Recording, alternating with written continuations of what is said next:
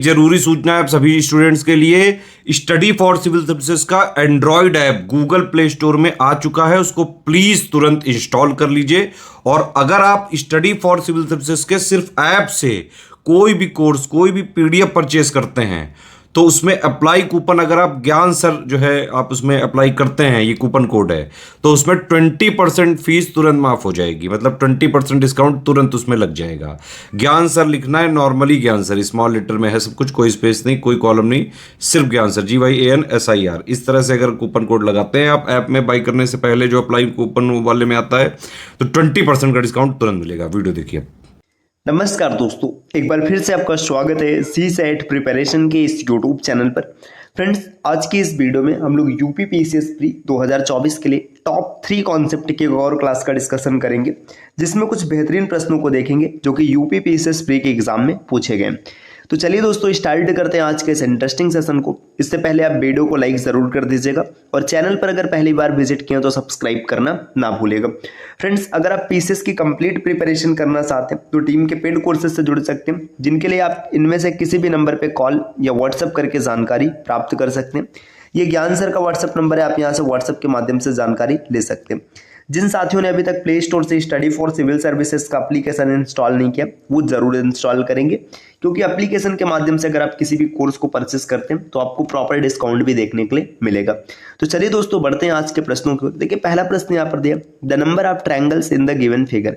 इस फिगर में आपको नंबर ऑफ ट्रायंगल बताना है। तो देखिए, इससे पहले की क्लास में हम लोगों ने एक कॉन्सेप्ट सीख रखा था कि अगर कभी भी एक त्रिभुज को इस प्रकार से मध्यिकाओं द्वारा 6 भागों में विभाजित किया जाए तो कुल त्रिभुजों की संख्या होती है 16। तो अगर आपको एक कॉन्सेप्ट याद है तो आप आसानी से समझ जाएंगे कि इस आकृति में यहाँ तक जो त्रिभुजों की संख्या वो कुल कितना हो जाएगा, ये हो जाएगा 16। तो इसमें तो 16 हो गया। इसके बाद देखिए, यहाँ पे ये जो एक चतुर्भुज बन रहा है, तो चतुर्भुज में आपको याद रखना है कि चतुर्भुज को जितने भागों में विभाजित किया जाता है त्रिभुजों की संख्या उसकी डबल होती है। जैसे देखिए, 1 2 3 4 भागों में विभाजित किया गया तो इसमें त्रिभुजों की संख्या हो जाएगी 8। 16 पहले था, 8 यहाँ पर हो गया, 16 और 8 24। और इसमें हाईएस्ट ऑप्शन जो आपको दिख रहा है वो 24 से दिख रहा है, तो यही इसका सही उत्तर हो जाएगा, विकल्प ए। तो देखिए, यहाँ पे आपको क्या कॉन्सेप्ट सीखने के लिए मिला कि अगर कोई भी चतुर्भुज बना है, चतुर्भुज को जितने भागों में बांटेंगे, जैसे देखिए यहाँ पे चतुर्भुज को हमने ऐसे मान लीजिए ऐसे 8 भागों में बांट दिया, तो त्रिभुजों की संख्या कुल कितनी हो जाएगी, 16 हो जाएगी। हाँ, इसमें एक एक्सेप्शन है, जैसे एक चतुर्भुज है, इसको ऐसे 2 भागों में बांट दीजिए तो अब इसमें ऐसे 4 त्रिभुज आपको देखने के लिए नहीं मिलेंगे। एक एक्सेप्शन है, इसे आपको याद रखना है। अगली स्लाइड पर आते हैं। देखिए, नेक्स्ट यहाँ पर डाइस का एक बेहतरीन प्रश्न दिया है कि which one among the following boxes will be made from the given sheet और पेपर। देखिए, ये एक ओपन डाइस दिया है, इसको क्लोज डाइस में परिवर्तित किया गया है और आपसे पूछा जा रहा है कि इसमें से कौन सा डाइस सही होगा। तो आपको एक चीज याद रखना है कि ओपन डाइस को जब क्लोज डाइस में परिवर्तित करते हैं तो इसमें जो अल्टरनेट फेसेस होते हैं ये एक दूसरे के अपोजिट होते हैं। अल्टरनेट मतलब जैसे देखिए, बी के अपोजिट कौन हो जाएगा, एफ हो जाएगा, तो बी के अपोजिट हो जाएगा एफ। इसके बाद देखिए, यहाँ पे बचा है ई, तो ई का अल्टरनेट कौन है, सी है, तो ई के अपोजिट हो जाएगा सी, और इसी प्रकार ए के अपोजिट हो जाएगा डी, तो ये अपोजिट हो जाएंगे। अब डाइस में एक रूल होता है कि जो अल्टरनेट फेसेस हैं इनको ना तो एक साथ दिखाया जा सकता है और ना ही एक साथ छिपाया जा सकता है। जैसे अगर बी दिखेगा तो एफ नहीं आएगा, या एफ दिखेगा तो बी नहीं दिखेगा। इसी प्रकार ई और सी के साथ भी यही परिस्थिति होगी, ए और डी के साथ भी यही परिस्थिति बनेगी। देखिए, पहले डाइस में बी भी दिख रहा है और एफ भी दिख रहा है, दोनों दिख रहा है, इसका मतलब ये गलत हो जाएगा। दूसरे डाइस में अगर आप देखेंगे, देखिए यहाँ पे डी दिख रहा है, ई दिख रहा है, एफ दिख रहा है, सब अलग अलग है, तो ये आंसर हो सकता है। माफ कीजिएगा दोस्तों। इसके बाद देखिए, यहाँ पर ई और सी दिख रहा है तो ये गलत हो जाएगा, और अगले विकल्प को देखेंगे तो यहाँ पे देखिए ए और डी दिख रहा है तो ये भी एलिमिनेट हो जाएगा। तो इस प्रकार इसका सही उत्तर हो जाएगा विकल्प बी। यही सही डाइस है जो कि ओपन डाइस को क्लोज डाइस में परिवर्तित करने पर मिलेगा। अगला प्रश्न यहाँ पर है, देखिए एक पजल वर्जन का क्वेश्चन दिया है ना, यहाँ पर इसका इंग्लिश वर्जन है और यहाँ पर हिंदी वर्जन है। जब भी ऐसे पजल मिलेंगे तो इसमें 2 क्वेश्चन 3 क्वेश्चन होते हैं। हालांकि यहाँ पे मैं एक क्वेश्चन ही दिखा रहा हूँ आपको, क्योंकि जब आपका पजल सेट हो जाएगा तो क्वेश्चन में चाहे जो पूछा रहे आप आसानी से टैकल कर लेंगे। इसको मैं थोड़ा सा यहाँ पे मतलब एक तरफ मूव कराता हूँ ताकि जगह मिल जाए इस प्रश्न को सॉल्व करने के लिए।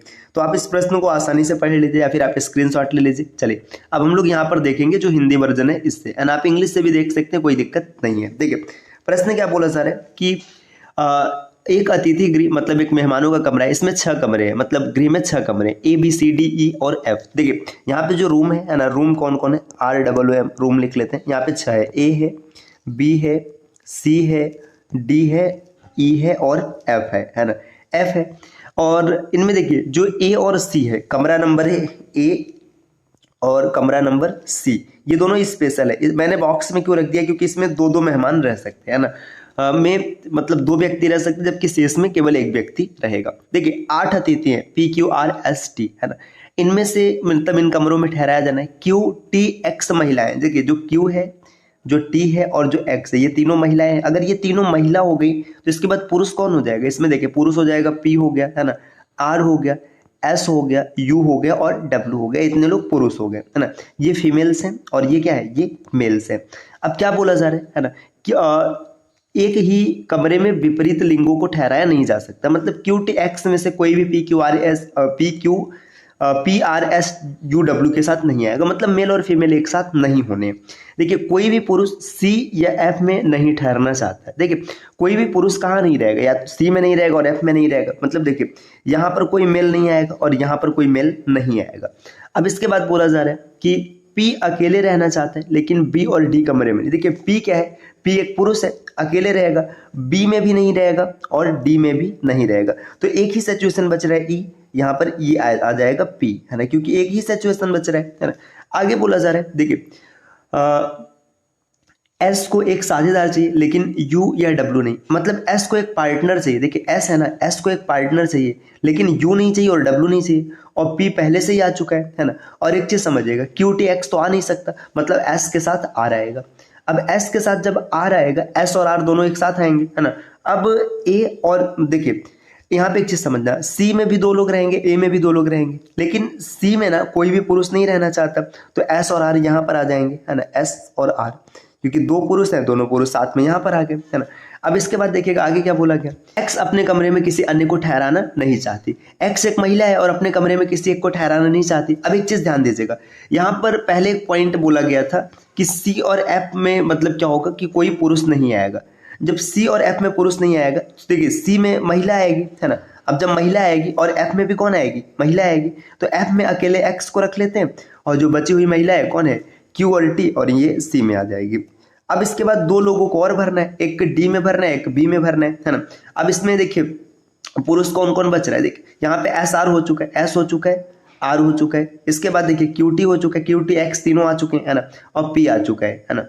यहाँ पे P भी भरा जा चुका है। अब सिर्फ दो पुरुष बचे हैं, U और W बचे हैं है ना। अब यहाँ पे S को एक साझेदार चाहिए, U W में से कोई नहीं चाहिए। अब यहाँ पे U या W में से कोई एक आ जाएगा, या तो W या तो U। यहाँ पर भी या तो U या तो W है ना। अब इसमें क्वेश्चन क्या पूछा है, क्वेश्चन ये पूछा है कि निम्नलिखित में से E कमरे में कौन ठहरेगा। तो E की बात किया, E कमरे में P आ रहा है, तो इसका सही उत्तर हो जाएगा विकल्प C। अब इसमें अगर दूसरा क्वेश्चन जो पूछा होता उस हिसाब से आप इस पजल को टैकल कर लेते। तो पजल आसान होते हैं, बस आपको थोड़ा सा ध्यान से इसे पढ़ना है। सही से अगर आप पढ़ेंगे तो आसानी से क्वेश्चन को बना लेंगे। तो आज की ये क्लास रही छोटी सी, जिसमें हम लोगों ने 3 प्रश्नों का डिस्कशन किया। इस प्रकार के कॉन्सेप्ट आपको लगातार मिलते रहेंगे जब तक आपके पीसीएस के एग्जाम नहीं हो जाते। और फ्रेंड्स CSAT में काफ़ी ज़्यादा हेल्प करेगा आपका, क्योंकि ये छोटे छोटे कॉन्सेप्ट ना एग्जाम में आए हुए हैं। तो अगर आप ये सीख के चलेंगे तो फिर भाई बहुत बेहतर होगा आपके लिए। और अगर आप पीसीएस की कंप्लीट प्रिपरेशन करना चाहते हैं तो टीम के पेड कोर्सेज से जुड़ सकते हैं, जिसके लिए नीचे स्क्रीन पे दिख रहे हैं किसी भी नंबर पे आप कॉल या व्हाट्सएप करके जानकारी प्राप्त कर सकते हैं, या फिर आप प्ले स्टोर से स्टडी फॉर सिविल सर्विसेज का एप्लीकेशन भी इंस्टॉल कर सकते हैं। मिलते हैं दोस्तों आपसे नेक्स्ट वीडियो में, तब तक के लिए नमस्कार।